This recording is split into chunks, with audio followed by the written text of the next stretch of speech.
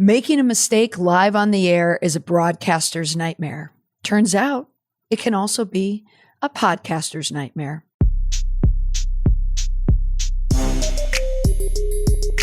Welcome to the Indestructible PR Podcast, where we use current events and tested media and PR strategies to help prevent or manage a crisis and build an indestructible reputation.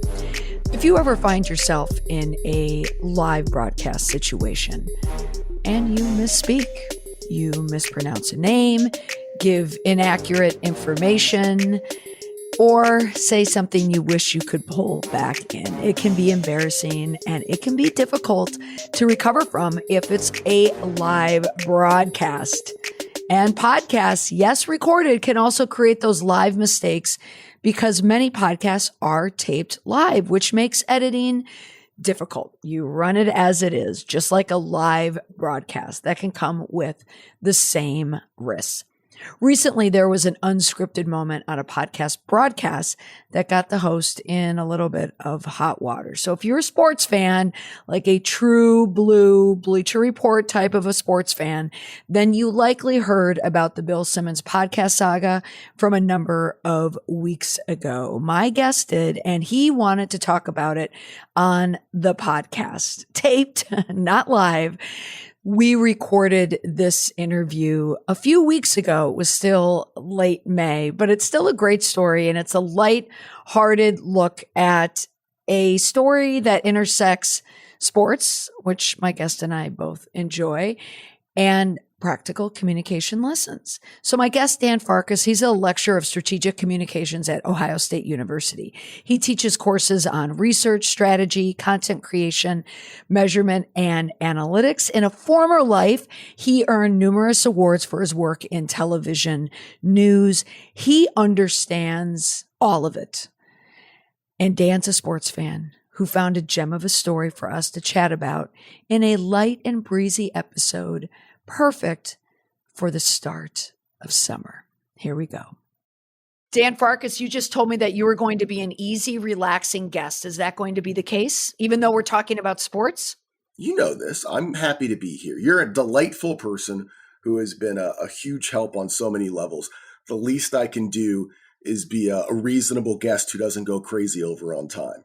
Well, and a reasonable guest who is struggling with a little bit of being under the weather nowadays, right? I mean, I think COVID's more than under the weather.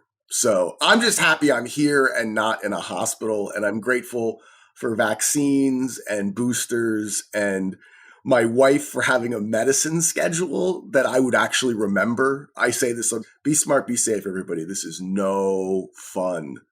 It is no fun. Having been there, done that, I know that. And I know how exhausting it is, but it does give you that great podcast voice. It does. And it allows me to take naps in the middle of the afternoon just for a couple hours on principle, which as adults normally is not a good thing. But now everyone's like, hey, no problem, do it. So that's sweet. All right. Well, Dan, you are going to kick off my summer podcast series. We're going to take it fun. You know, you and I are both looking into the Memorial Day weekend. I already know I'm going to have a much better one than you because I happen to be healthy right now and you're going to be still in recovery. But are you excited for summer? I'm so excited for summer. Like the pool membership, the moment that came out, we're all just like, yes. I don't even know what the price was. They just were like, sure, who cares? So I'm excited for that. And I have kids that are old enough, they still like me. And so we do something that is called Daddy Friday.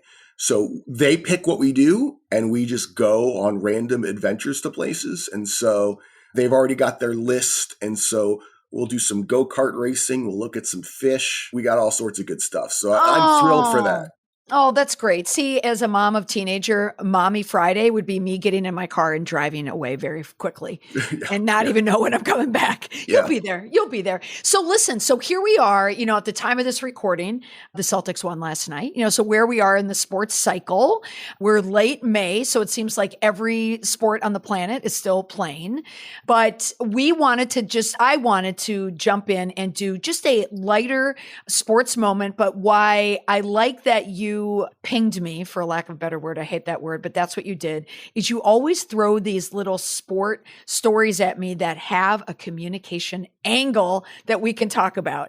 And you dangled one my way, and I said, I like this. It involves broadcast, podcast, acknowledgement, apology, sports, and how do you get out of it? And I thought you would be a perfect person to talk about. So thank you for it. Do you want to give us the background on the story that you put in my inbox? The background of this story. Bill Simmons is one of the most well-known sports voices on earth. And he has a podcast, he's had one for 15 years before it was a thing, and is incredibly passionate about the NBA, for those who don't know. There is a guard for the Houston Rockets, Jalen Green is his name. And in one of the podcasts, I was listening to the podcast when it first happened, there was a discussion about all rookie teams and other things. And the Rockets had a horrible season. They were not very good. And Jalen Green got hurt for 15 games. Not great. And what happened, I thought was fascinating. In the midst of the podcast, Jalen Green's name came up. And Bill Simmons basically used words I probably can't use. And it was like, no. But he didn't say no. And it went crazy. And I think the response to it and the lessons from what happened when that 4 words were said, or 3, I just thought was fascinating. And I had to email you about it. They put together with CJ McCollum, Larry Nance, Jonas Valanciunas, Herb Jones. Yeah, they have our guy Herb Jones. I mean, they can beat Jones you. Is hipster Twitter favorite for sure. I put him on all defense. You have him second team forward, Bill? I put him first team all rookie. I put him over Jalen Green. Fuck Jalen Green. I don't care. You're scoring 40 points. Your team's 19 and 60.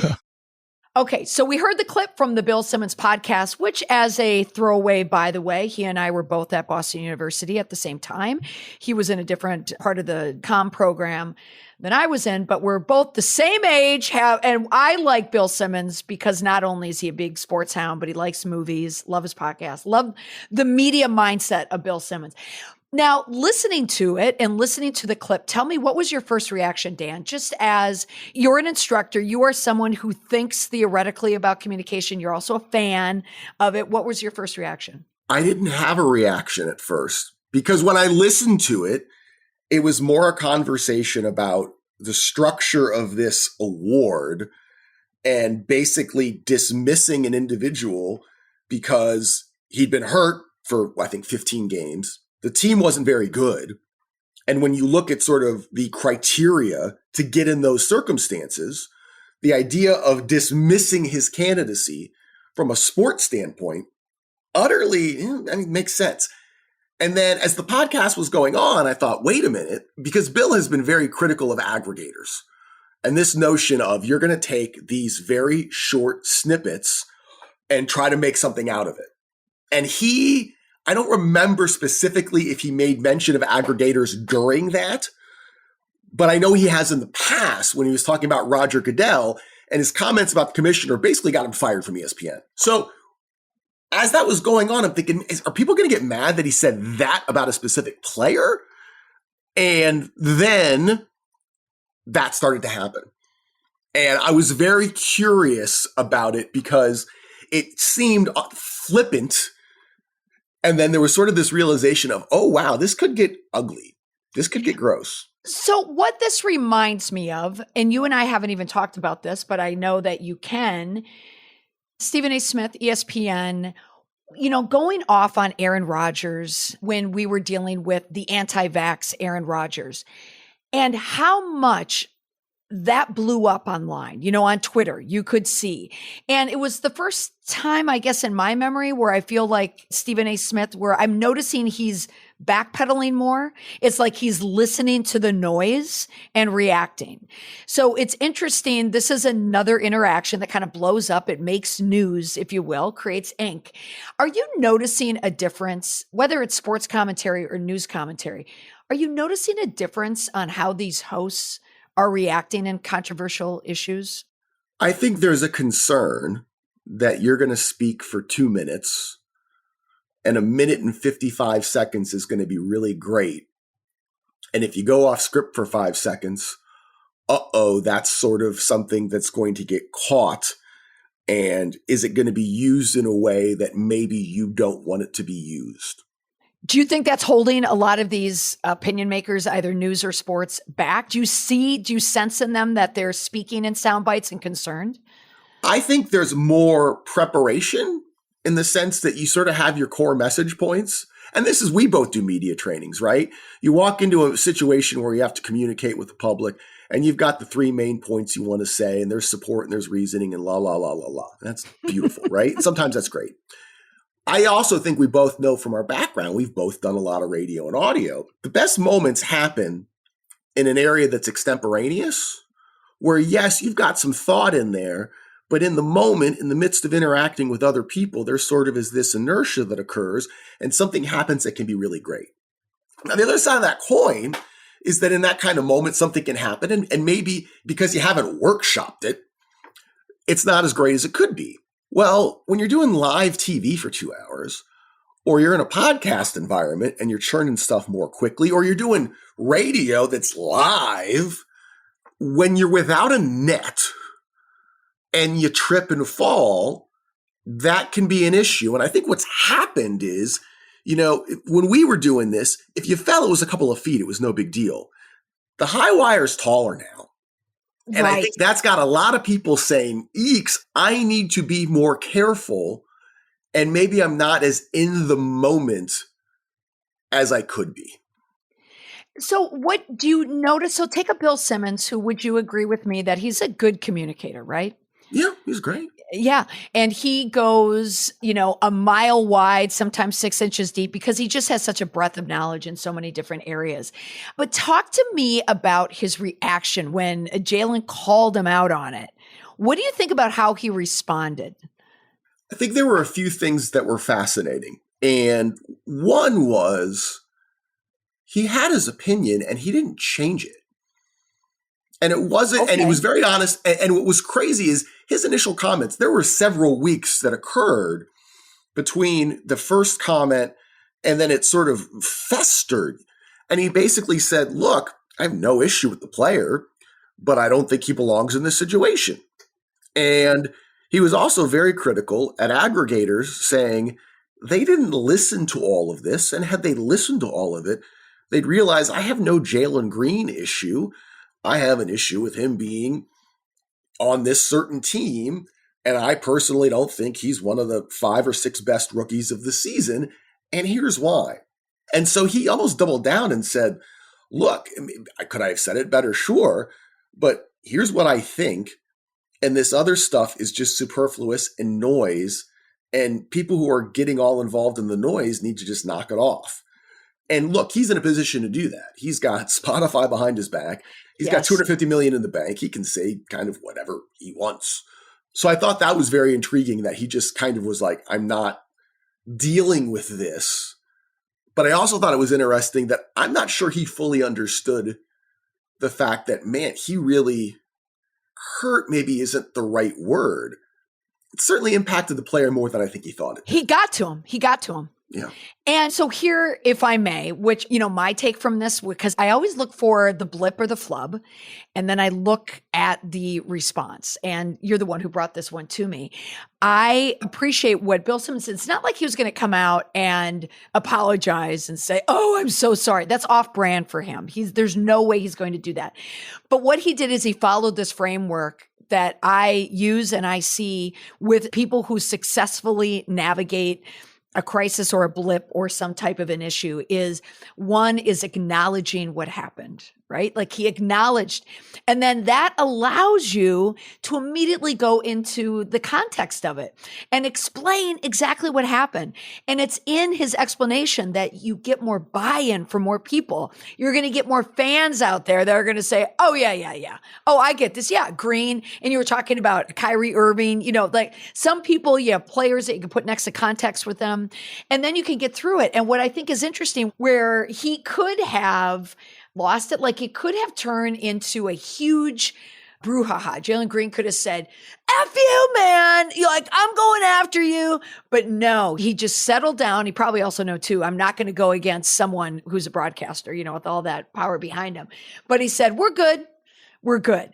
And so my lesson that I see, whether it's sports or whether it's, corporation, whatever it is, if you go through that framework, you can come out, get your press, but both of them come out looking like good guys, right?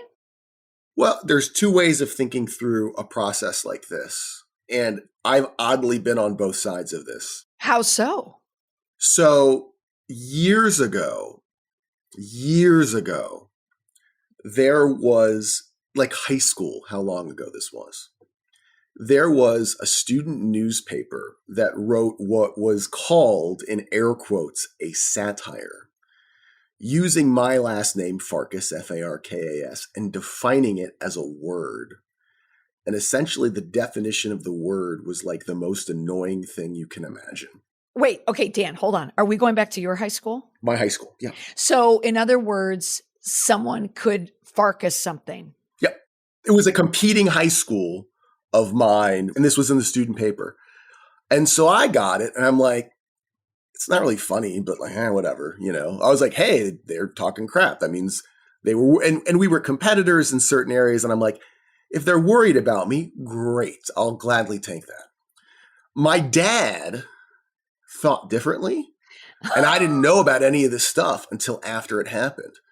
But he actually got copies of that newspaper mailed to him for like 10 years because he was so upset about the lack of process in getting all of these things approved. So I've been that person who sort of got vilified. I'm just like, what are we doing? And what I did is I talked to them. And I'm like, what are we doing? Like, what are we doing? And I heard what they had to say. And I basically said, this was dumb. And I know you're smarter than this. And, you know, we were in competitions against each other. Like, our goal was to win the state tournament. What sport My are we goal talking was about? to win nationals. What sport are we talking about? This is speech and debate. It was not a sport. Oh! Hell no. I forgot. You're a communicator. Right? I'm that guy. But here's the deal, right? One of the people who wrote it was a national champion. Oh, okay. And I'm like, how can you be a national champion and be dumb enough to do this? Like, you're better than this. Dan, what does a Farkas mean? What is it to Farkas someone? It's basically like the most annoying thing you can do. So if something's really annoying and driving you crazy, it's a Farkas. That's what it was defined as. Right? And it was supposedly a satire. It wasn't funny, but I was very like, okay, if you had to do it over again, you probably would have, but you don't have that chance. Now, my dad was enraged because there were levels of protocol and editing from professionals and adults, and those people blew it and allowed it to get published. That was his anger and rage. I thought you were going to say he sued them for libel. He wanted to, but I was like, let's back off. It's not, right. It wasn't, to me, it wasn't worth it. So right. Here's why I say this, related to Bill Simmons. Yes, I don't need to go back to high school. My point is that Jalen Green, the professional, said, all right, I'll do the podcast and I'll deal with it. And, you know, whatever. I can understand. I can look at all of the comments and realize there's a bigger picture beyond your worst moment. There's more to you than your worst moment. On the other side of that coin, you know, Bill Simmons went in and was very honest. Here's why I didn't vote for you for this stuff. And this was my methodology for the decision. And so he explained the whole process. And I think when you look at it in that perspective, right, give yourself time, give yourself context, avoid unnecessary deadline, you're able to realize that you might make a mistake in how you convey something, but you can be logical and reasonable and agree to disagree on one area, but also realize there's other elements where you can be together and you can move forward. And I think when you listen to the podcast, hearing them talk about basketball and where they found commonality in terms of growing up and certain players they admired and certain ways you tackle these things, I just thought it was an incredibly civil thing in a way where it very easily could have turned into some like really lame, trolly Twitter BS. I agree with you. And so Dan Farkas, not only the former debate champion, is that where you were? It was technically foreign extemporaneous speaking, and I was a state champion. I was fourth in the country. Oh, little Sorry. flex there at the end. Sorry, Very I did, good. yeah. I still have the trophy somewhere, I think.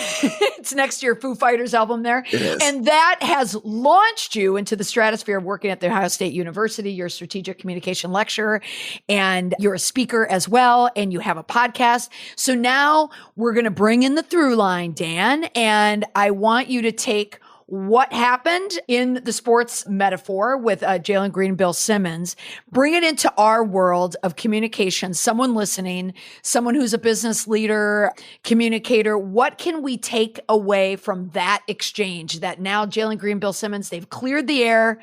What's the lesson learned? Because in every podcast, I always add an indestructible PR tip. It's that easy leave behind that helps people build an indestructible reputation. What say you? I think number one, when somebody says something you don't like, listen to / read all of the comments. The whole thing, the whole pie, not just the slice. Especially with audio and video, I think you need to hear it or you need to watch it. Because context very easily gets lost if I'm only looking at something that's transcribed. There's tone in audio, there's nonverbal in video, and you have to be able to understand that.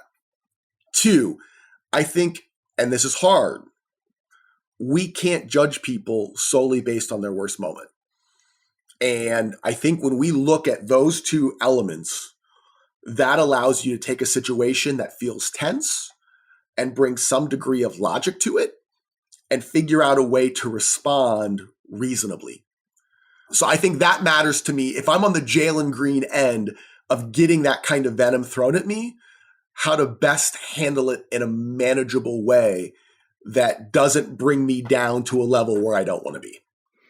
Ooh, I like that. Yes, we all need to be a Jalen Green in this because he really does come out looking like a good guy. Bill Simmons got the pass. He can move on. This is a blip for him, but how do you not like Jalen Green after this? So Dan Farkas, like you have redefined the Farkas. I have. That's a big win. It's a big win for me. Big win going over old high school angst. So that's... Revenge is ours. Oh, We will Lord. get... Okay, where's that guy, by the way? Where's he now? I don't know. I tracked both of them for like a year or 2. This was pre-LinkedIn anything. So I have no idea where they are. Well, if he's listening, we have redefined the new Farkas. And Farkas, thank you so much. You're the perfect guest for kicking off for the summer. Where can people find out more about you? Because you have a lot of things going on. Oh, Lord. Yeah. Where can people find me? They can find me at Dan Farkas on Twitter, although I like spending time with real people, so Twitter is probably not the best. LinkedIn is easiest. LinkedIn, just if you search Dan Farkas, I show up.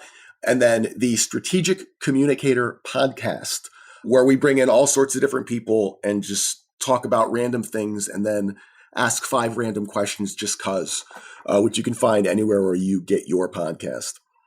Farkas now means strategic communicator. Thank you so much for chatting with me today and happy Memorial Day weekend. And I hope you feel better. Awesome. Appreciate you. You're the best. My thanks to Dan Farkas for joining me on the podcast and lightening up the joints. So remember, you can find him on Twitter, LinkedIn, and be sure to listen to his podcast, the Strategic Communicator Podcast with Dan Farkas. All of the information is included in the show notes.